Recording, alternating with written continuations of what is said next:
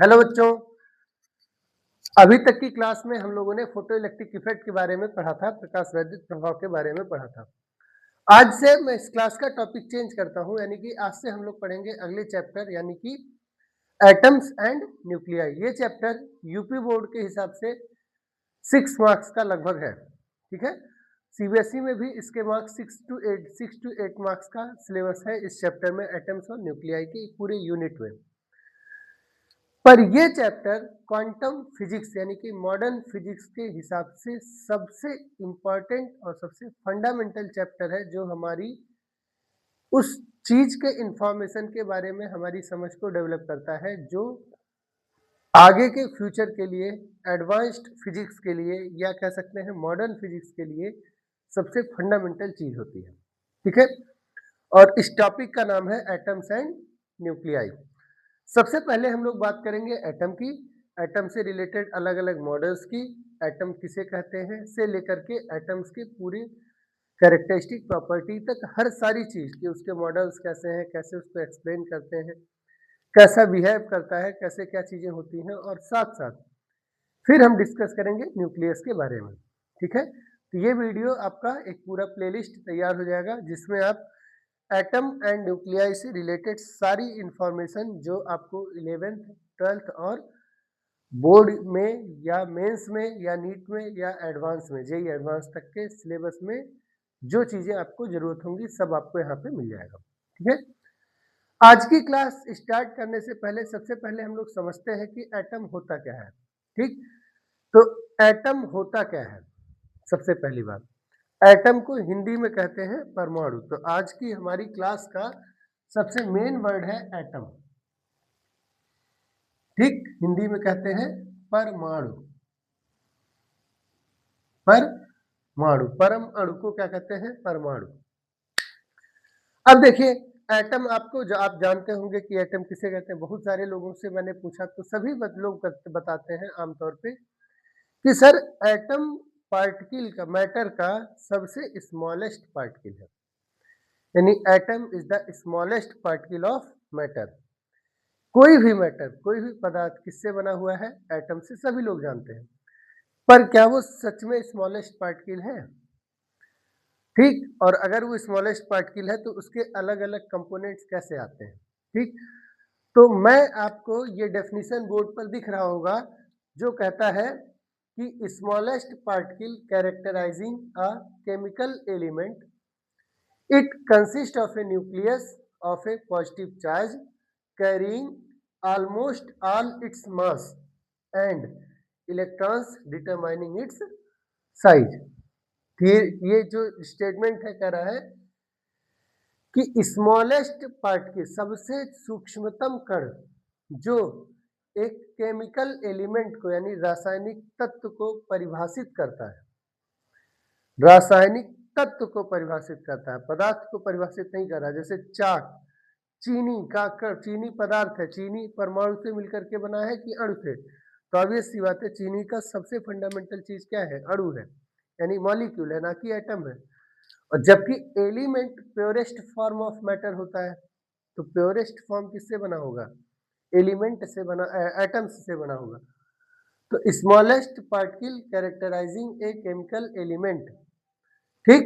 It consist of, इसमें होता है क्या, a nucleus of a positive charge, एक पॉजिटिव चार्ज का यानी कि धनात्मक आवेश का एक केंद्र होता है, जिसे नाभिक यानी न्यूक्लियस कहते हैं, कैरिंग ऑलमोस्ट इट्स मास, यानी पूरा मास एटम का किसमें है, न्यूक्लियस में, and electrons determining it's size, और उसका साइज यानी एटम का साइज कौन डिटरमाइन करता है, इलेक्ट्रॉन्स करते हैं।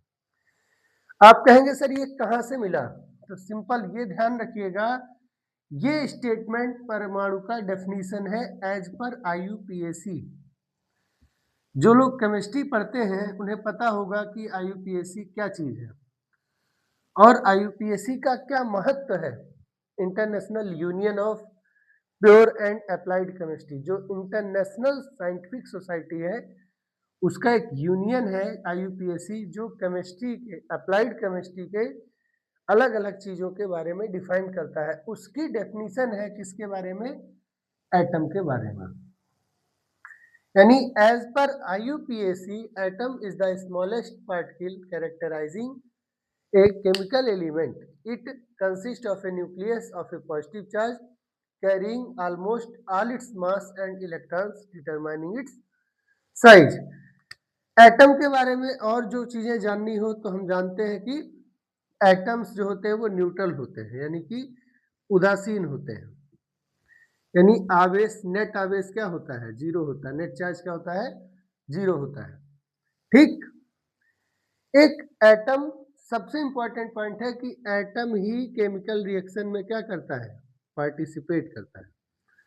सो atom is the smallest particle that participates in chemical reactions. रासायनिक अभिक्रियाओं में जो सबसे सूक्ष्मतम कण पार्टिसिपेट करता है उसे कहते हैं केमिकल एटम। तो ये IUPAC की एग्जैक्ट डेफिनेशन है, जो आपको IUPAC के सोर्सेस में मिल जाएगा आपको आसानी से। पर ये चीज जो इस तरीके से डिफाइन हुआ है कि उसमें एक न्यूक्लियस होगा जो पॉजिटिवली चार्ज होगा, सारा मास न्यूक्लियस में होगा और आसपास इलेक्ट्रॉन होंगे जो उसके साइज को डिटरमाइन करेंगे। ये बात हम कैसे जाने और कैसे हम इस डिसीजन तक पहुंचे कि एक न्यूक्लियस होता है और उसके चारों तरफ इलेक्ट्रॉन क्या होते हैं? प्रेजेंट होते हैं। इस इंफॉर्मेशन तक जानने की जो हमारी जर्नी है वो बहुत ही ज़्यादा इंटरेस्टिंग है और बहुत ही मज़ेदार है।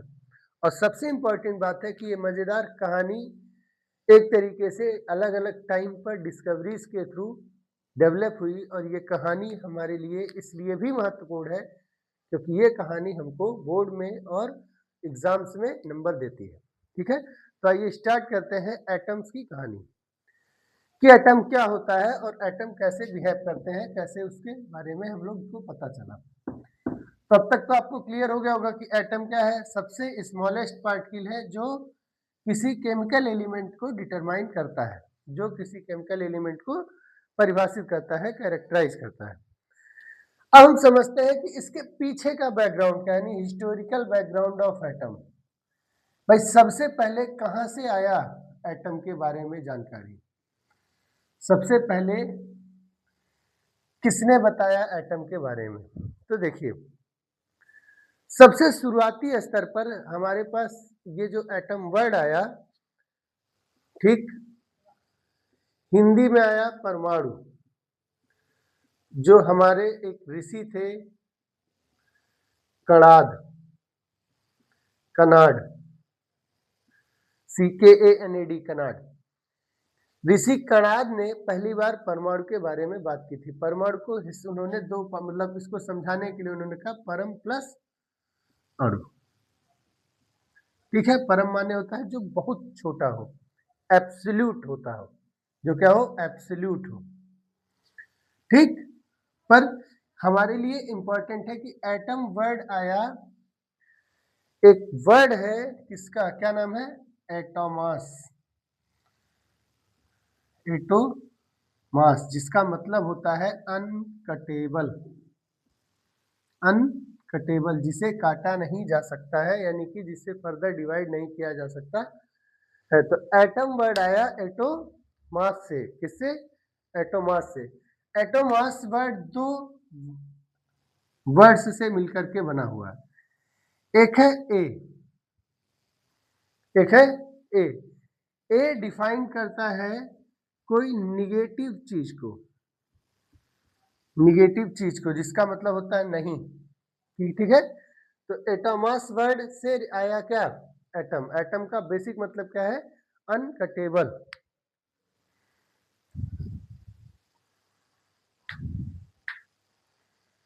ठीक है, अब देखिए ये जो ए आया एक वर्ड, और दूसरा आया टाउ, ओ, म्यू और ईटा।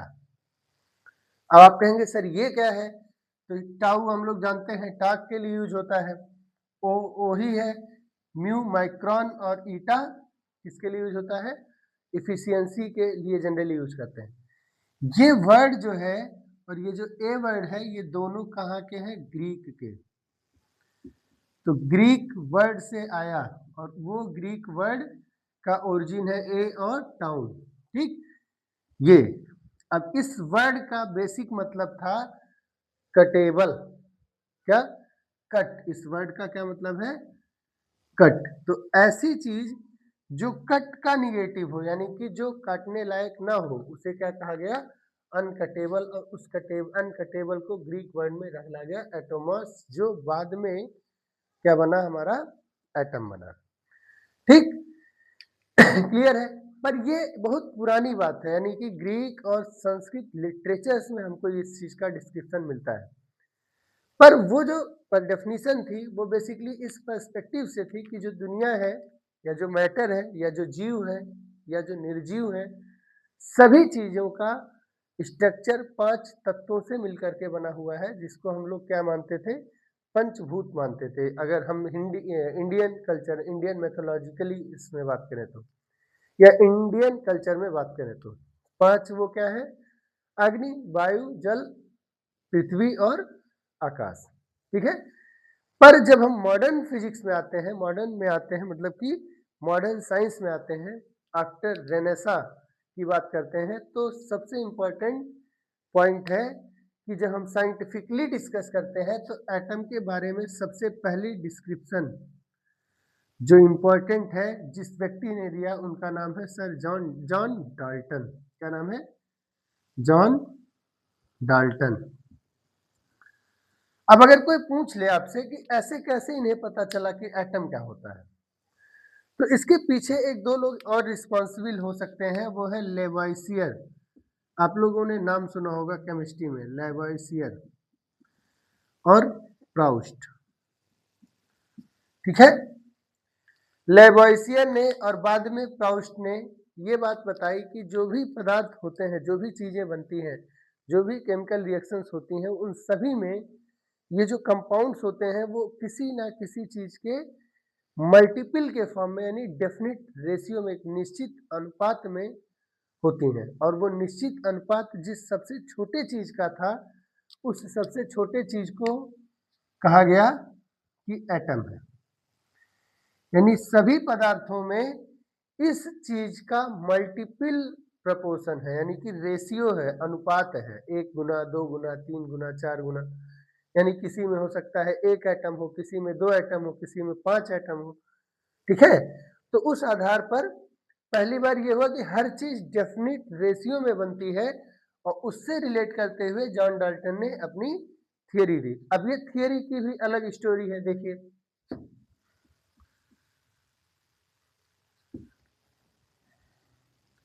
सबसे पहले अब हम बात करेंगे सर मतलब जॉन डाल्टन की थियरी के बारे में। आप जब एनसीईआरटी पढ़ते हैं या आप कोई भी बुक पढ़ते हैं तो जनरली एटम का स्ट्रक्चर डिस्कस होता है, स्टार्टिंग पॉइंट है डाल्टन्स थियरी से। तो हम बात करेंगे डाल्टन्स एटॉमिक थियरी।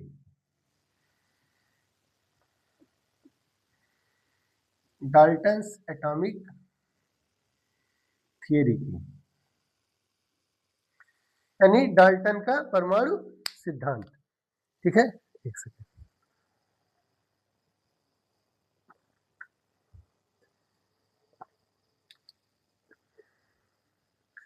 डाल्टन ने अपनी थियरी को, यानी एटम के बारे में वो क्या सोचते हैं, कैसे सोचते हैं, उन्होंने ये सारी चीजें अपने फ्रेंड को, जो उनके साथ लैब में काम करते थे, उनको समझाया। और उनका नाम था थॉमस थॉमसन। मतलब कि थॉमस थॉमसन को डाल्टन ने अपनी थियरी, मतलब अपने इस कॉन्सेप्ट को बताया कि एटम क्या होता होगा, क्या होता है, ठीक है। पहली बार थियोरेटिकली। अब थॉमस थॉमसन को पता चला, थॉमस थॉमसन ने क्या किया, एक बुक लिखी जिसको कहते हैं ए सिस्टम ऑफ केमिस्ट्री। बुक का नाम क्या है? ए सिस्टम ऑफ केमिस्ट्री। और ये बुक पब्लिश हुई सन 1807 में। बुक का नाम क्या है? System of chemistry. तो थॉमस थॉमसन ने ए सिस्टम ऑफ केमिस्ट्री में डाल्टन के उस एटॉमिक मॉडल को, एटॉमिक थियरी को क्या किया? प्रपोज किया और बताया कि एज पर डाल्टन एटम क्या होता है। क्लियर है? तो पहली बार इसीलिए देखो ध्यान से कि बुक है ए सिस्टम ऑफ केमिस्ट्री इनकी, पर थियरी किसकी है? डाल्टन की, क्योंकि डाल्टन ने ही बताया था। अब देखिए डाल्टन की थियरी क्या कहती है। तो बहुत सिंपल लॉजिक चल रहा है क्या।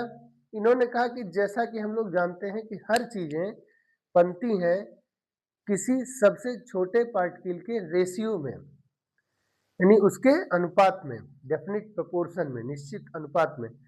और अगर हर चीजें किसी चीज के अनुपात में ही है, इसका मतलब है कि वो जो सबसे छोटी चीज है वो सब में पाई जाती है, और वो जो सबसे छोटी चीज है उसी को क्या कहते हैं? एटम कहते हैं। तो उन्होंने कहा atom is the smallest particle which can not be further can not be further कह सकते हैं डिवाइडेड। तो एटम्स आर इनडिविजिबल। सबसे पहला पॉइंट क्या हुआ? Atoms are indivisible. एटम्स क्या है? अविभाज्य कण है। परमाणु अविभाज्य कण है। उन्होंने कहा हर चीज, हर पदार्थ, दुनिया का हर चीज छोटे छोटे कणों से मिलकर के बना हुआ है, और इन सबसे छोटे कणों को क्या कहते हैं? एटम कहते हैं। और एटम कैसा होते हैं? एटम इनडिविजिबल, यानी कि अविभाज्य कण होते हैं, विभाजित नहीं किया जा सकते। उन्होंने कहा कि देखो एक ही एलिमेंट के सभी एटम्स एक जैसे होते हैं, यानी कि कह सकते हो all atoms of an element, all atoms of an element are identical. एक ही एटम के सभी, एक ही एलिमेंट के सभी एटम्स कैसे हैं? सॉरी, आइडेंटिकल है। कैसे हैं? आइडेंटिकल है, यानी कि एक जैसे होते हैं। जैसे अगर हम बात करें कि कोई एलिमेंट है ए, तो उसके सभी अणु, सभी परमाणु, सभी एटम किस तरीके के होंगे? रेडियस, शेप, साइज, इन सब में क्या होंगे? आइडेंटिकल होंगे, एक जैसे होंगे। ठीक है। लेकिन डिफरेंट एटम्स के, एलिमेंट्स के एटम्स क्या होंगे? डिफरेंट होंगे। Atoms of different elements are different. Atom of different elements are different. अलग अलग एलिमेंट्स के डिफरेंट एटम्स अलग अलग नेचर के होंगे। ठीक है, ये बात क्लियर है? ये बात समझ में आई? ठीक। तो तीनों चीज क्लियर। पहले से हमने 9th क्लास से ही सिखाया था। इवन आजकल तो 6, 7, 8 में ही एटम का कंसेप्ट आता है। ठीक है। अब देखिए, अगर मान लो कि किसी को आपको एटम समझाना है, आप समझ नहीं पा रहे कैसे समझाएं, तो ध्यान दीजिए, दो परिभाषाएं मैं आपको बता रहा हूँ, बड़ा इंपॉर्टेंट है, छोटे बच्चों तक को भी समझ में आ जाएंगे। दो वर्ड में बच्चे अक्सर फंसते हैं, एक है एटम और एक है मॉलिक्यूल। इसको कहते हैं परमाणु और इसे कहते हैं हिंदी में अणु। इन दोनों की डेफिनेशन में आता है स्मॉलेस्ट पार्टिकल। दोनों ही स्मॉलेस्ट नहीं हो सकते, क्योंकि सिंपल सी बात है, एक सबसे छोटा होगा, एक उससे बड़ा होगा, और दो है तो ऑब्वियस सी बात है, कोई छोटा कोई बड़ा होगा। अब इनको डिफाइन करना हो, समझाना हो, तो आप बहुत सिंपल एग्जांपल लेके किसी को भी समझा सकते हैं। जैसे आप लीजिए एक बतासा। बतासा समझते हैं ना, मीठा होता है, सफेद कलर, सफेद सफेद। उस बतासे को टेस्ट करिए, कैसा होगा? ऑब्वियसली मीठा होगा, स्वीट होगा। इस बतासे को तोड़ लीजिए कुछ टुकड़ों में, टुकड़ा हो गया। ये हर टुकड़ा कैसा होगा? मीठा होगा। अब मान लीजिए कि आप एक टुकड़ा लेकर के उसको बारीक पीस दीजिए, किसी चीज से खूब पीस के महीन महीन कर दिए, इतना महीन कि अब लगे कि अब इससे ज्यादा छोटा नहीं हो सकता, आपको लगे। अब आप उस एक टुकड़े को उठाइए, वो भी कैसा होगा? मीठा होगा। उसको और तोड़िए, यानी और छोटा करने की कोशिश करिए, तो जो सबसे छोटा पार्टिकल होगा वो भी स्वाद में कैसा होगा? मीठा होगा। जो सबसे छोटा पार्टिकल मीठा होगा वो कहलाएगा मॉलिक्यूल। और अगर उस पार्टिकल को भी ब्रेक कर दें और छोटा कर दें, तो अब उसमें शुगर के, यानी कि बतासे की सारी प्रॉपर्टीज प्रेजेंट नहीं रहेंगी। इसका मतलब है कि उसको जिस छोटे-छोटे कण में तोड़ा गया है, वो अब क्या कहलाएगा? एटम कहलाएगा। और एग्जांपल लें तो वाटर जो है वो 2 टाइप के एटम्स से मिलकर के बना है, हम सभी जानते हैं H2O। In this H2O there is 1 atom of oxygen and 2 atoms of hydrogen and this is 1 molecule। ठीक, अब अगर हम इस मॉलिक्यूल की बात करें तो ये कुछ इस तरीके के स्ट्रक्चर में दिखेगा। एक बड़ा सा ऑक्सीजन और 2 छोटे-छोटे हाइड्रोजन के मॉलिक्यूल। कैसे भी हो सकते हैं, उनका अरेंजमेंट बाद में सोचने वाली बात है।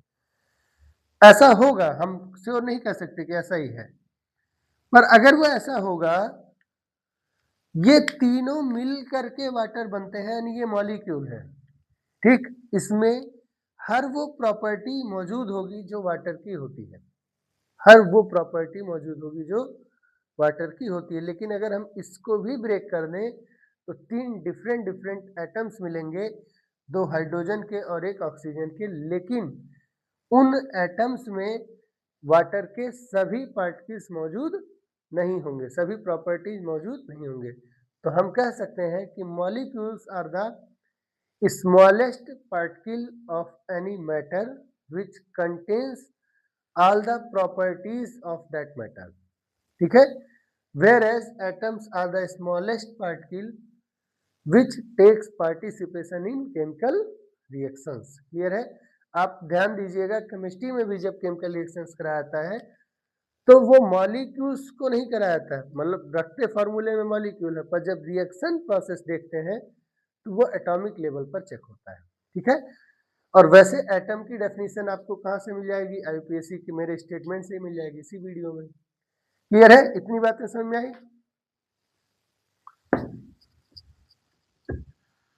तो डाल्टन ने थियरी दी किस चीज के बारे में? डाल्टन ने थियरी दी किस चीज के बारे में? स्मॉलेस्ट पार्टिकल यानी कि एटम के बारे में। ठीक, अब इस थियरम में क्या क्या चीजें पता चली और क्या चीजें हैं? सबसे इंपॉर्टेंट कि एटम के डाल्टन के अनुसार सभी पार्टिकल सभी पदार्थ छोटे छोटे कणों से मिलकर के बने होते हैं और उन सभी कणों को क्या कहते हैं? एटम्स कहते हैं। और एटम्स कैसे होते हैं? इंडिविजुअल यानी कि अविभाज्य कण होते हैं।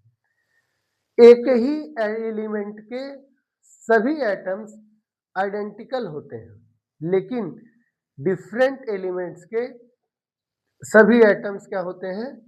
डिफरेंट होते हैं। यानी कि अगर मान लीजिए ए गैस ले लिए और एक एलिमेंट ले लिए ए और एक एलिमेंट ले लिए बी, तो ए के एलिमेंट के सभी मॉलिक्यूल्स एक जैसे होंगे, यानी सभी एटम्स एक जैसे होंगे, और बी एलिमेंट के सभी एटम्स एक जैसे होंगे। ठीक है, लेकिन ए के एटम्स और बी के एटम्स आपस में आइडेंटिकल नहीं होंगे। अब उन्होंने कहा कि जो सबसे छोटा एटम है वो है किसका?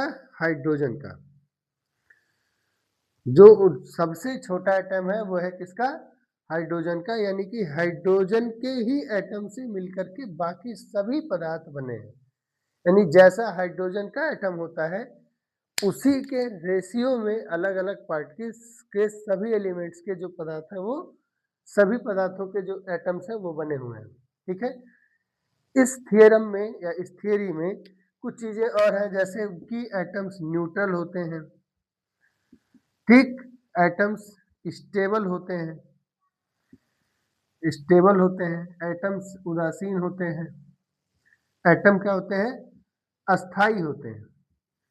ये सारी चीजें उन्होंने थियरी में दी। ठीक, पर अब ध्यान रखिएगा कि ये कोई प्रैक्टिकल बेस्ड थियरी नहीं थी, ये सिर्फ एक प्रपोजल था, एक प्रपोजल था कि ऐसा होगा, ऐसा होगा। किस चीज पर बेस्ड था? तो लेवोसियर और प्राउस्ट के लॉ ऑफ डेफिनिट प्रोपोर्शन पर बेस्ड था। Law of conservation of mass के बेसिस पर हम कह सकते थे कि एटम्स स्टेबल होते हैं, because in chemical reactions atom does not destroy और can not be produced, can not be generated. वो न्यूट्रल होते हैं, क्यों? क्योंकि अगर न्यूट्रल नहीं होते तो पॉजिटिव और निगेटिव एटम्स एक दूसरे को अट्रैक्ट करते, पर ऐसा नहीं होता है, नॉर्मली एक चीज दूसरे को अट्रैक्ट नहीं कर रही है इलेक्ट्रोस्टैटिक फोर्स से, तो इस वजह से कह सकते हैं कि वो न्यूट्रल है। तो कुछ चीजें लॉजिकल बेस पर और कुछ चीजें एक प्रपोजल के पर्सपेक्टिव से उन्होंने थ्योरी दी। पर उस टाइम पर एट द टाइम ऑफ 1807 और 1804 where the things are not based on the practical observations, these logics are very important. So जब भी हम एटॉमिक स्ट्रक्चर पढ़ते हैं हम लोग हमेशा स्टार्ट करते हैं कहाँ से? डाल्टन्स एटॉमिक थियरी से। ठीक है, अब बहुत समय तक माना जाता था कि ये ऐसे ही होता होगा।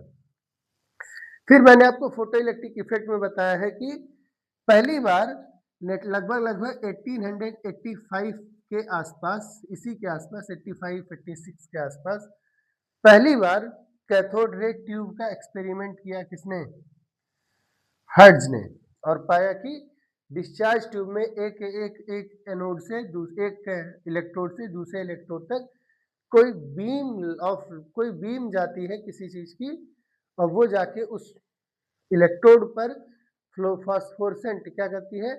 उत्पन्न करती है, यानी चमक उत्पन्न करती है। ठीक है, इस बेसिस पर बाद में इसी चीज को 1897 तक आते आते थॉमसन ने, ठीक है, थॉमसन ने कहा कि ये क्या है? इलेक्ट्रॉन है। ये क्या है? इलेक्ट्रॉन है। और उस इलेक्ट्रॉन के बारे में चार्ज टू मास रेशियो और वो सब चीजें किसने डिस्कवर की? किसने फाइंड किया? थॉमसन ने। तो अब हम आते हैं थॉमसन की थियरी पर। ठीक है, देखिए जो चीजें आउट ऑफ सिलेबस हैं उनको मैं सिर्फ कहानी के रूप में आपको समझा दे रहा हूं, उसका मैं पर्सपेक्टिव थियोरेटिकल पर्सपेक्टिव बहुत ज़्यादा नहीं लूँगा, पर जो चीज़ें हमारे सिलेबस में है उसका एक्सपेरिमेंटल सेटअप, उसका एक्सपेरिमेंटल प्रोसीजर, वो सारी चीज़ें हमारे लिए इम्पोर्टेंट होगी। डाल्टन्स थियरी का इम्पोर्टेंस सिर्फ इतना है कि आप समझिए कि चीज़ें स्टार्ट कैसे हो, इसको रटना नहीं है कि पेपर में, क्योंकि बोर्ड के पेपर में 11th-12th में नहीं पूछा था जनरली। अब देखिए, अब हम आते हैं थॉमसन्स मॉडल पर। Sir J Thomson's model, Thomson's model, atomic model, ठीक है, थॉमसन का मॉडल। अब देखिए सिंपल सी बात है कि पहली बार ये पता चला कि भाई अगर हम एक ग्लास ट्यूब में इस तरफ से और इस तरफ से इलेक्ट्रोड लगा दें, इस इलेक्ट्रोड को हम निगेटिवली चार्ज कर दें और इसको क्या कर दें? पॉजिटिवली चार्ज कर दें, और हाई टेंशन दें, क्या दें? हाई टेंशन यानी हाई वोल्टेज दें। ठीक, और इस सर्किट में क्या लगा दिए? एमीटर लगा दिए।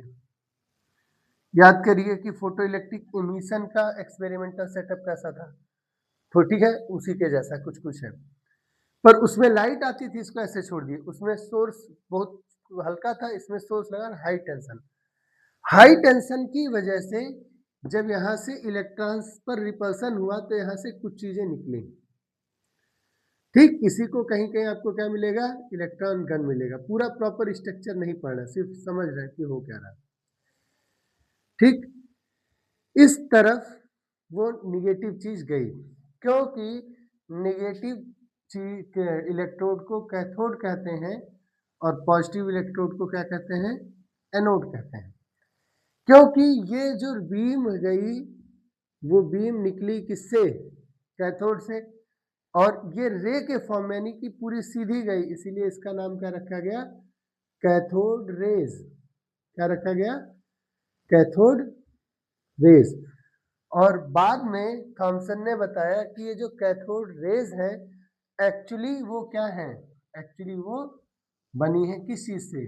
निगेटिवली चार्ज्ड पार्टिकल्स से, जिसे हम क्या कहते हैं? इलेक्ट्रॉन्स कहते हैं।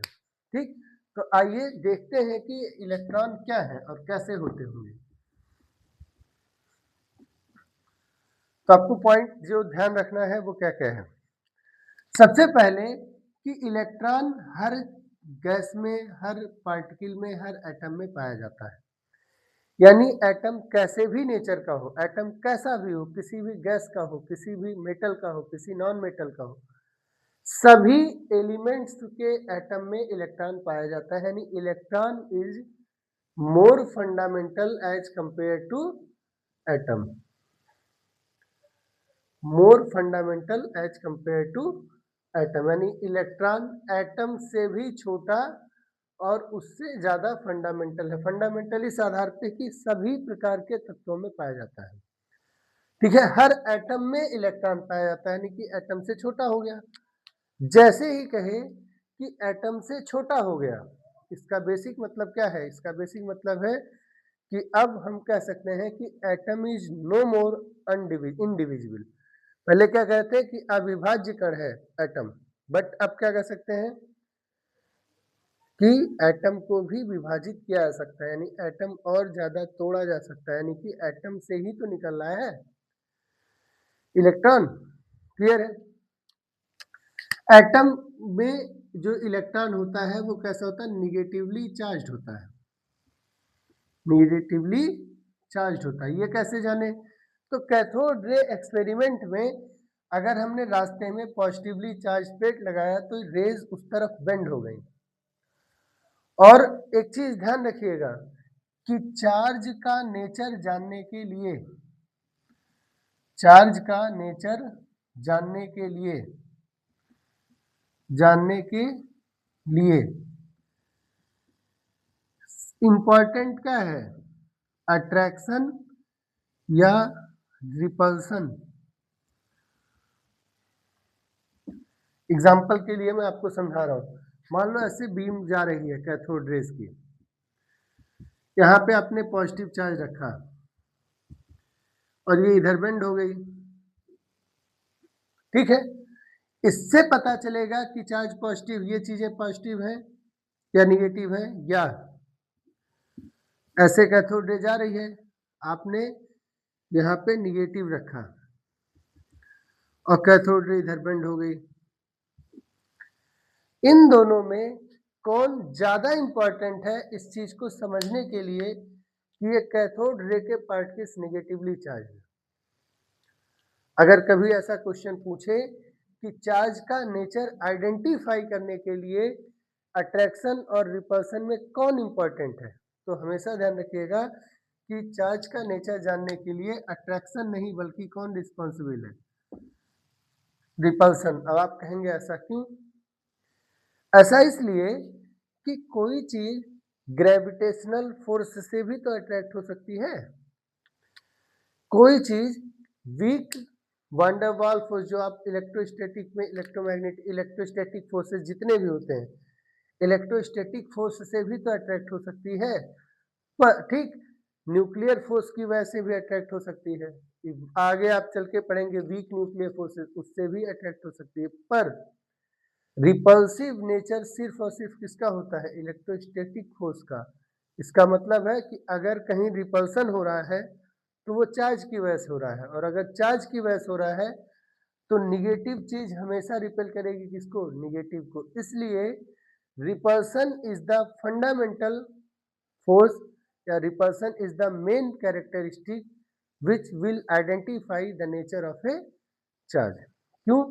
क्योंकि अगर अट्रैक्शन की बात करेंगे तो ग्रेविटेशनल फोर्स भी हो सकता है, इलेक्ट्रोस्टैटिक फोर्स भी हो सकता है, स्ट्रॉन्ग न्यूक्लियर फोर्स भी हो सकता है और वीक न्यूक्लियर फोर्स भी हो सकता है। पर रिपल्सन सिर्फ और सिर्फ किसका होगा? इलेक्ट्रोस्टैटिक्स की वजह से। और इलेक्ट्रोस्टैटिक फोर्स से अगर रिपल्सन हो रहा है तो आइडेंटिकल नेचर एक दूसरे को रिपेल करते हैं। तो अगर ये निगेटिव चार्ज से रिपेल हो रहा है, इसका बेसिक मतलब है कि ये बीम भी कैसी होगी? निगेटिवली चार्ज होगी। तो उन्होंने आइडेंटिफाई किया कि निगेटिवली चार्ज होता है। फिर थॉमसन ने E/m रेशियो निकाला, जिसको हम क्या बोलते हैं? स्पेसिफिक चार्ज बोलते हैं। क्या कहते हैं? Specific charge. आप इसकी वैल्यू जान सकते हैं। E की वैल्यू होती है 1.6 इंटू 10⁻19 कूलम और m की वैल्यू होती है 9.1 into 10⁻31 kg for our practical uses. तो हम इन दोनों की वैल्यू रख के E/m रेशियो निकाल सकते हैं, इसलिए मैंने उसको कैलकुलेट नहीं किया। ठीक, इलेक्ट्रॉन्स की जो बीम है, इलेक्ट्रॉन्स की जो बीम है, उन इलेक्ट्रॉन्स की बीम को हम इलेक्ट्रिक और मैग्नेटिक फील्ड से क्या कर सकते हैं, डिफ्लेक्ट कर सकते हैं। Electron beams have some ionisation power because they can ionise the gas through which they travel. अगर किसी गैस से वो ट्रेवल करती हैं तो गैस के मॉलिक्यूल्स को क्या करती हैं, आयनाइज कर सकती हैं। तो इनके पास आयनाइजेशन पावर भी होता है, आयनाइजेशन पावर भी होता है। ठीक है, क्लियर है। पेनिट्रेशन पावर है पर बहुत ज़्यादा नहीं है, बहुत स्ट्रांग नहीं है, बट पेनिट्रेशन पावर भी होता है, आयनाइजेशन पावर भी होता है। यानी किसी गैस को आयनित कर सकते हैं और किसी गैस किसी चीज में घुस सकते हैं अंदर तक। ठीक, पर पेनिट्रेशन पावर बहुत स्ट्रांग नहीं है, लेकिन आयनाइजेशन पावर ठीक ठाक अच्छा है। ठीक है, अब इम्पोर्टेंट पॉइंट है कि जब उन्होंने ये सब कुछ बता दिया तो सबसे इम्पोर्टेंट था कि ये कैसा दिखता होगा। यानी कि पूरा एटम तो as per the turtles theory neutral होता है। अगर पूरा एटम न्यूट्रल होता है तो उस न्यूट्रल एटम में ये निगेटिवली चार्ज्ड पार्टिकल कहाँ और कैसे रह रहा है। एक क्वेश्चन ये भी तो है कि न्यूट्रल चीज से पॉजिटिवली चार्ज या निगेटिवली चार्ज इलेक्ट्रॉन निकल कैसे रहा है। यानी अगर निकल रहा है तो होगा, और अगर होगा तो कैसे होगा। सो इसलिए उन्होंने अपना एक मॉडल दिया जिसे हम क्या बोलते हैं, थॉमसन्स मॉडल भी कहते हैं।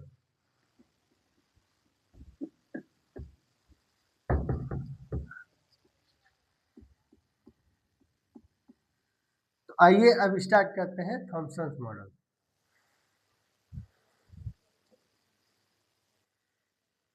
ठीक है, तो देखिए थॉमसन ने जो मॉडल दिया उसको आप लोग थोड़ा बहुत जानते भी होंगे, जिसे कहते हैं वाटरमेलन मॉडल, है ना। इसका नाम रखा गया प्लम पुडिंग मॉडल, इसका नाम रखा गया cherry on the cake model. इस तरीके से कई नाम आए कि कई नाम से जाना गया, जिसमें से दो इंपॉर्टेंट है, watermelon model and plum pudding model. Specially plum pudding model ज्यादा फेमस है क्योंकि वर्ल्ड फेमस वर्ड है वो। तो थॉमसन मॉडल क्या है, थॉमसन ने कहा कि देखो भाई, जो एटम होता है वो न्यूट्रल होता है। एटम के अंदर इलेक्ट्रॉन्स होते हैं, यानी कि निगेटिवली चार्ज चीजें होती हैं, तो निश्चित रूप से पॉजिटिवली चार्ज चीजें भी होंगी। तो उन्होंने कहा एक एटम में दो चीजें होती हैं, क्या क्या, पॉजिटिव चार्ज और निगेटिव चार्ज। उन्होंने कहा कि जो निगेटिव चार्ज है, जो पॉजिटिव चार्ज है, ठीक, जो पॉजिटिव चार्ज है वो पूरे वॉल्यूम में यूनिफॉर्मली क्या है, डिस्ट्रीब्यूटेड है। उन्होंने कहा कि atom is spherical in nature. Atom कैसा होता है, स्फेरिकल होता है। ठीक, इसका रेडियस नियरली कितना है, 10⁻⁻10 मीटर, यानी एंगस्ट्रॉम के रेंज में है। ठीक है, रेडियस कैसा है, 10⁻⁻10 मीटर के रेंज में है। और इस रेडियस का जो रेंज है, जो एटम है वो कैसा है, स्फेरिकल है। और स्फेयर भी हॉलो नहीं है, कैसा है, सॉलिड स्फेयर है, जिसमें total positive charges uniformly distributed, positive charges uniformly distributed through out the volume, through out the volume, पूरे वॉल्यूम में, पूरे आयतन में पॉजिटिव आवेश यानी धनावेश एक समान रूप से वितरित है। यानी कि वॉल्यूमेट्रिक चार्ज डेंसिटी का कांसेप्ट लगा रहा है। यानी इसमें पूरा पूरा क्या है, पॉजिटिवली चार्ज आयन है, पॉजिटिवली चार्ज जो पॉजिटिव चीजें हैं वो क्या है, यूनिफॉर्मली डिस्ट्रीब्यूटेड है। और negatively charge electrons, negatively charged electrons are embedded in it, क्या है, embedded in it like seeds of watermelon, watermelon। क्या कह रहा है कि पूरा पॉजिटिव चार्ज है, यूनिफॉर्मली डिस्ट्रीब्यूटेड है, यानी हर जगह बराबर बराबर डिस्ट्रीब्यूटेड है। कौन? पॉजिटिवली चार्ज, यूनिफॉर्मली, एक जैसा, ठीक। और इस प्रॉपर यूनिफॉर्म स्फीयर में, पॉजिटिवली चार्ज स्फीयर में कहीं कहीं पे क्या है, कहीं कहीं पे निगेटिवली चार्ज इलेक्ट्रॉन्स एम्बेडेड है, यानी कि धसे हुए हैं, यानी कि ऋणावेशित इलेक्ट्रॉन धनावेश में कहीं कहीं एम्बेडेड है, धसे हुए हैं। तो ये इलेक्ट्रॉन कुछ इस तरीके से ऐसा है कहीं कहीं, ठीक है। या आप इसको ऐसे चाहे बनाए, चाहे आप ऐसे भी इलेक्ट्रॉन बना सकते हैं। अब किसी के कुछ दिमाग में आएगा कि सोचो, या चलिए हम लोग सोचते हैं कि आखिर ऐसा क्यों हुआ होगा, क्या सोच के उन्होंने कहा होगा। तो सिंपल सी बात है, कोई भी पर्सन किसी भी चीज के बारे में बात करते टाइम आमतौर पे उसी पर्सपेक्टिव से सोचता है जो वो जानता है। ये एक ह्यूमन बिहेवियर है, बेसिकली ऐसा ही होता है, जो हम जानते हैं उसी के बारे में बात करते हैं। थॉमसन ने अपनी लाइफ में ऑब्वियस सी बात है वाटरमेलन देखा होगा या प्लम पुडिंग देखा होगा।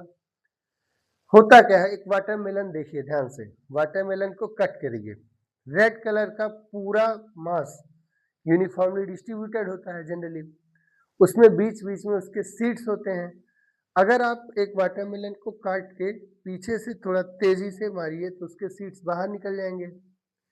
बात समझ में आ रही है? आपको याद होगा कि थॉमसन के एक्सपेरिमेंट के जस्ट बाद लेनार्ड और हॉलवास ने फोटो इलेक्ट्रिक इफेक्ट की डिस्कवरी की थी, और मतलब फोटो इलेक्ट्रिक इफेक्ट का पूरा एनालिसिस किया था, और इस मॉडल के पहले ही इलेक्ट्रॉन का निकलना यानी कैथोड रे का एक्सपेरिमेंट प्रूफ हो गया था। इसका मतलब है कि लोग इलेक्ट्रॉन के निकलने की बात जानते थे, और हम जानते हैं कि इलेक्ट्रॉन्स का 3 तरीके से एमिशन होता है। एमिशन ऑफ इलेक्ट्रॉन्स 3 तरीके से होता है। कौन कौन सा? By the help of electric field, ठीक है, चार्ज के फोर्स की वजह से, उस फोर्स का फॉर्मूला क्या है, Q इंटू ई। दूसरा, हीट की वजह से, जब हम किसी चीज को हीट देते हैं तो इलेक्ट्रॉन का एमिशन होता है, जिसको क्या बोलते हैं, थर्मो आयनिक एमिशन, थर्मो आयनिक, थर्मो आयनिक एमिशन, ठीक है। और तीसरा और सबसे इंपॉर्टेंट, उस टाइम का सबसे important point, photo electric emission, photo electric emission, यानी कि जब हम मेटल के सरफेस को लाइट इंसिडेंट कराते हैं, लाइट डालते हैं तो इलेक्ट्रॉन निकलता है। तीनों केस में निकल कौन रहा है, इलेक्ट्रॉन। ठीक वैसे जैसे सीड्स से क्या निकलता है, बीज निकलता है। तो अगर मान लीजिए स्लाइड काट के उसको धक्का दें तो बीज ही तो बाहर निकलता है। तो बेसिकली इस पर्सपेक्टिव से उन्होंने समझाया कि देखो धसा हुआ होता होगा, क्योंकि अगर पूरा यूनिफॉर्मली निगेटिवली चार्ज होता तो कुछ टुकड़ा निकल के चला आता, और अगर कुछ टुकड़ा निकलता तो अब एटम का शेप वैसा नहीं रहता जैसा वो होता है, यानी स्फेरिकल नहीं रहता। इसका मतलब बीच से कहीं कहीं से वो निगेटिवली चार्ज इलेक्ट्रॉन बाहर निकल जाता है, ठीक है। इस बेसिस पर दिया होगा ऑब्वियसली, मतलब मैं ऐसा एक्सपेक्ट करता हूँ, ठीक, मैं एक्सपेक्ट करता हूँ, मैं ये कह रहा हूँ, ठीक। इतना चीज क्लियर है, पॉइंट इंपॉर्टेंस की क्या क्या है। एटम का स्फेरिकल नेचर होता है, रेडियस 10⁻⁻10 मीटर के आसपास है, पॉजिटिवली चार्ज यूनिफॉर्मली डिस्ट्रीब्यूटेड है, और निगेटिवली चार्ज जिसके अंदर एम्बेडेड है। इस थियरम का या इस मॉडल का, इस थियरी का सक्सेस क्या है? कभी कभी पूछेगा what are the merits of Thomson's model, तो हम कह सकते हैं what are the merits of Thomson's model. Merits, इसके मेरिट्स क्या है, इसके फायदे क्या है, या इस मॉडल के इंपॉर्टेंट पर्सपेक्टिव्स क्या है जो लगे कि मॉडल बहुत अच्छा है। तो 2-3 चीजें, पहला, एटम न्यूट्रल होता है, इस चीज को आप आसानी से एक्सप्लेन कर सकते हैं। Neutrality of atom can be easily explain on the basis of Thomson's model. कैसे? सिंपल पॉजिटिव चार्ज और निगेटिव चार्ज मिल करके आपस में एटम को एज ए होल पूरे एटम को क्या कर रहे हैं, न्यूट्रल यानी उदासीन करते हैं। फिर इलेक्ट्रॉन्स का एमिशन, जो इलेक्ट्रॉन्स का एमिशन होता है, चाहे वो थर्मोआयनिक एमिशन हो, चाहे वो फोटोइलेक्ट्रिक एमिशन हो, चाहे वो इलेक्ट्रिक फील्ड का यानी इलेक्ट्रिकल एमिशन हो, तीनों केस में एमिशन को आसानी से एक्सप्लेन कर सकते हैं। और इसलिए मैं ये बात कह रहा हूँ क्योंकि हम लोग जानते हैं कि इलेक्ट्रिसिटी भी फ्लो करती है इलेक्ट्रॉन के ही फ्लो की वजह से, ठीक है। इलेक्ट्रिसिटी फ्लो करती है इलेक्ट्रॉन की वजह से, फोटो इलेक्ट्रिक इमिशन होता है इलेक्ट्रॉन के फ्लो की वजह से, और जब भी हम किसी चीज को हीट करते हैं तो इलेक्ट्रॉन ही बाहर निकलते हैं। तो तीनों केस में इमिशन को एक्सप्लेन करने के लिए आप आराम से इस मॉडल से समझ सकते हैं कैसे। जैसे ही हीट पड़ेगी इलेक्ट्रॉन उसको रिसीव करेगा और इलेक्ट्रॉन बाहर चलाएगा, जैसे ही एनर्जी पड़ेगी इलेक्ट्रॉन रिसीव करेगा निकल जाएगा, इमिशन हो जाएगा। तो emission of electrons can be easily explained on the basis of Thomson's model of atom. ठीक, दो चीज क्लियर है। और सबसे इंपॉर्टेंट चीज ये है कि ये फर्स्ट एवर मॉडल था, पहली बार किसी ने मॉडल दिया, यानी फर्स्ट अटेम्प्ट है, फर्स्ट अटेम्प्ट है। और चूंकि ये फर्स्ट अटेम्प्ट है इसलिए इसका इंपॉर्टेंस ज्यादा है, ठीक है। बात समझ में आई। और एक और बात थी कि जब डाल्टन्स थियरी फेल हो गई तो ऑब्वियस सी बात है हमको कोई ना कोई नया चीज चाहिए था, और उस समय का ये नया मॉडल है। बात क्लियर है? इतने में कोई दिक्कत है तो बताइए, आप कमेंट बॉक्स में हमें जरूर बताइएगा कि आपको कोई चीज समझ में आई है या नहीं आई। अगर कोई चीज समझ में नहीं आई है तो उस टॉपिक का नाम लिख सकते हैं, उसकी डेफिनेशन, उससे रिलेटेड कुछ इंपॉर्टेंट पॉइंट्स मैं आपको फिर से एक्सप्लेन कर दूंगा, ठीक है। यहां तक क्लियर है? ये बात नियर अबाउट 1897 के आसपास तक की है। मान के चलिए कि हम एज ए होल 1900 तक मान सकते हैं, यानी 1900 तक ये बात क्लियर हो चुकी है कि इलेक्ट्रॉन होता है, इलेक्ट्रॉन निकलता है, न्यूट्रल होता है एटम, थर्मोआयनिक एमिशन होता है, फोटोइलेक्ट्रिक एमिशन होता है, फिर स्फेरिकल नेचर का है, रेडियस का पता चल गया, ठीक है। निगेटिवली चार्ज पार्टिकल्स भी होते हैं और पॉजिटिवली चार्ज पार्टिकल्स भी होते हैं, ये सारी चीजें डिस्कवर होंगी, ठीक है। अब क्या हुआ, इसी के आसपास एक साइंटिस्ट हुए रदरफोर्ड, उन्होंने कुछ एक्सपेरिमेंट्स किए, बहुत फेमस साइंटिस्ट थे रदरफोर्ड। तो आइए अब समझते हैं रदरफोर्ड के बारे में और आते देखते हैं कि उनकी क्या कहानी है और वो अपनी कहानी को एटम से कैसे कनेक्ट किए हैं, या कह सकते हैं कि एटम की कहानी में रदरफोर्ड का क्या इंपॉर्टेंस है, ठीक है। एटम की कहानी में रदरफोर्ड का क्या इंपॉर्टेंस है।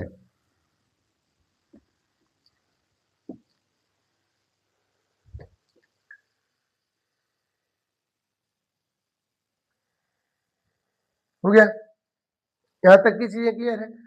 अब आते हैं रदरफोर्ड के बारे में। तो आज की क्लास में मैं आपको रदरफोर्ड से रिलेटेड कुछ इंपॉर्टेंट पॉइंट्स ही बताता हूं, और उसके बाद कल यानी जो हमारा अगला लेक्चर होगा वो कंप्लीटली होगा रदरफोर्ड से एक्सपेरिमेंट पर, उनके अल्फा स्कैटरिंग एक्सपेरिमेंट पर, फिर उनके एटॉमिक मॉडल पर, how he is able to find the nuclear size. तो बहुत सारी चीजें, यानी एटम की कहानी में रदरफोर्ड का इंपॉर्टेंस इतना ज्यादा है कि उन्होंने अल्फा स्कैटरिंग एक्सपेरिमेंट किया, ठीक है। अल्फा स्कैटरिंग एक्सपेरिमेंट किया, उन्होंने साइज ऑफ न्यूक्लियस का कैलकुलेशन किया और बताया। इसका इंपॉर्टेंट है, फॉर्मूला पूछता है डिस्टेंस ऑफ क्लोजेस्ट अप्रोच से। रदरफोर्ड ने एक्सपेरिमेंटली एटॉमिक स्ट्रक्चर को समझने के लिए एक्सपेरिमेंट्स किए और उस एक्सपेरिमेंट के बेसिस पे थॉमसन्स मॉडल को क्या कर दिया, डिनाई कर दिया, कैंसिल कर दिया कि मॉडल ही गलत है, यानी कि उसको इनकरेक्ट घोषित कर दिया। फिर न्यू मॉडल दिया उन्होंने, और वो न्यू मॉडल क्या है, कैसे है, उसके लिए आपको इंतज़ार करना पड़ेगा हमारे अगले वीडियो का। ठीक है? क्लियर है? अब अगले वीडियो में रदरफोर्ड मॉडल से रिलेटेड सारी चीज़ें जो भी पेपर में इम्पोर्टेंस रखती हैं, वो सारी चीज़ें आपको एक ही टाइम पर एक ही वीडियो में कंप्लीट मिल जाएंगी। ठीक है? तो इसके लिए आपको अगले वीडियो तक इंतज़ार करना पड़ेगा। अगर आपको वीडियो अच्छा लगा हो तो आप इसे लाइक और कमेंट करें और शेयर भी करना ना भूलिएगा। Thank you.